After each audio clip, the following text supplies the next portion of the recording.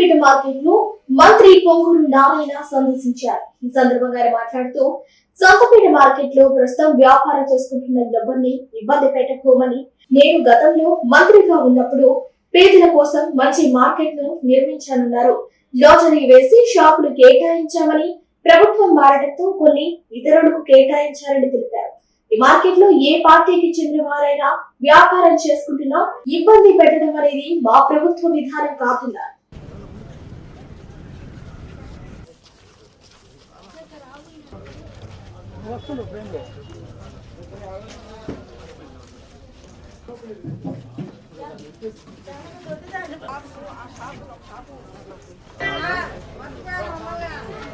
రెండు 2014-19లో ఈ సంతపేటలో ఉన్న ఈ యొక్క ఏరియాలో ఒక మంచి మార్కెట్ కట్టాలని ఆ రోజు నిర్ణయించి దీన్ని యాక్చువల్గా స్టార్ట్ చేసి కట్టడం జరిగింది. ఆల్మోస్ట్ అప్పుడు 90% వర్క్ అయింది, ఒక 10% మిగిలిపోయింది.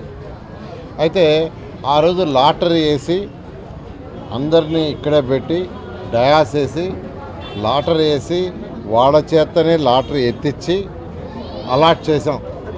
అయితే ఆ తర్వాత రకరకాల మార్పులు, ప్రభుత్వం పోవటం, వచ్చిన వాళ్ళు రకరకాలుగా చేశారు. ఏది అయినా ప్రస్తుతం ఎవరైతే వ్యాపారం చేసుకుంటున్నారో వాళ్ళు ఎవరిని డిస్టర్బ్ చేయం.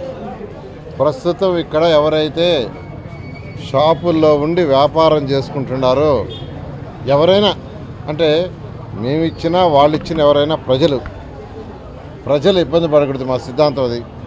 తెలుగుదేశం ఎన్డీఏ ప్రభుత్వ సిద్ధాంతం ఏంటంటే ప్రజలు ఇబ్బంది పడకూడదు. ఆల్రెడీ కొంతమంది వ్యాపారాలు చేసుకుంటున్నారు. ఏ విధంగా అలాట్ చేసినా వాళ్ళు ఎవరిని డిస్టర్బ్ చేయం. ఎందుకంటే నేను మార్నింగ్ తెల్లవారు వచ్చా ఇక్కడికి, ఒకసారి చూసా. ఎందుకంటే ఉదయాన్నే రోడ్లు ఎలా క్లీన్ చేస్తున్నారు చూస్తూ ఇక్కడికి వచ్చాను ఒకసారి.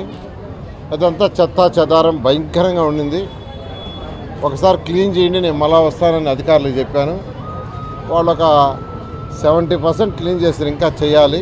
ఆ రూముల లోపలైతే పశువుల్ని కట్టేసుకొని, ఆవుల్ని కట్టేసుకొని అక్కడ వధ చేస్తున్నారు. అది మరీ ఘోరం. షాపులు చక్కగా కట్టి 10 మంది జీవనం జరగాల, వాళ్ళ కుటుంబం జరిగే విధంగా ఒక సదుద్దేశంతో 2014-19లో తెలుగుదేశం ప్రభుత్వం చేస్తే వాటిని సక్రమంగా వినియోగించకుండా ఆవులను లోపల కట్టేసి, ఇప్పుడు వేచాను, గడ్డి బాగుంది లోపల, గడ్డి బాగుంది తీసుకొస్తా ఉన్నాను అడిగి. ఇలాంటిది కరెక్ట్ కాదు. వాళ్ళెవరో పశువులు కట్టేవాళ్ళు వాళ్ళందరూ ఇమీడియట్గా ఇక్కడి నుంచి వికెట్ చేసిపోవాలా. వికెట్ చేసిపోకుంటే వాళ్ళ మీద క్రిమినల్ కేసు పెడతా. నేను చాలా నిక్కచ్చిగా చెప్తున్నా.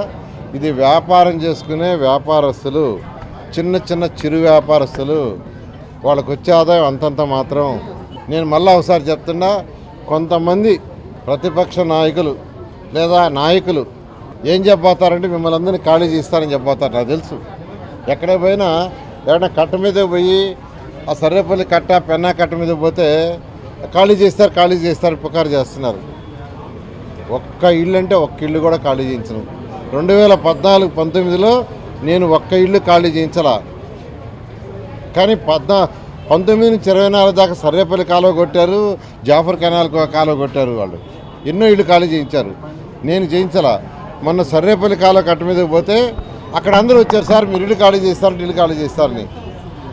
నేను డిస్ట్రక్టివ్ పాలిటిక్స్ కాదు, కన్స్ట్రక్టివ్ పాలిటిక్స్ అంటే నిర్మాణం ఈరోజు చేశా.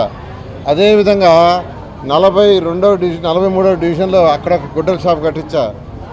అదేవిధంగా మటన్ మార్క్ కట్టించా, టిట్కో హౌసెస్ కట్టా. కన్స్ట్రక్షన్ చేయటమే కానీ నాది డిస్ట్రక్షన్ కాదు. ఇక్కడ ఎవరిని కూడా ఖాళీ చేయించాం.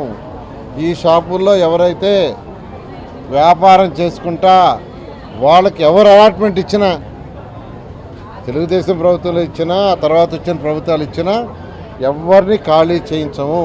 అయితే ఇక్కడ ప్రతి ఒక్కరూ మీటర్లు అడుగుతున్నారు. నేను త్వరలో ఎలక్షన్ డిపార్ట్మెంట్ వాళ్ళతో, మున్సిపాలిటీతో మాట్లాడి ఏం చేయాలో ఆలోచిస్తాను.